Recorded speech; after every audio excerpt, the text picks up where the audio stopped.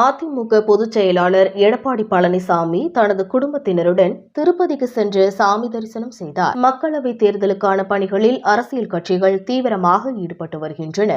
தேசிய அளவில் பாஜக தலைமையிலான தேசிய ஜனநாயக கூட்டணிக்கும் காங்கிரஸ் தலைமையிலான இந்தியா கூட்டணிக்கும் இடையே கடும் போட்டி நிலவுகிறது. தற்போது இந்தியா கூட்டணிக்குள் பிளவு ஏற்பட்டுள்ளதால் வரும் தேர்தலில் வெற்றி பெறுமா என்ற சந்தேகம் எழுந்துள்ளது. மக்களவைத் தேர்தலையொட்டி மாநில கட்சிகளும் கூட்டணி பேச்சுவார்த்தை, தொகுதி பங்கீடு, தேர்தலில் வெற்றி பெறுவது குறித்த ஆலோசனை என பல்வேறு ஆயத்த பணிகளில் ஈடுபட்டு வருகின்றன.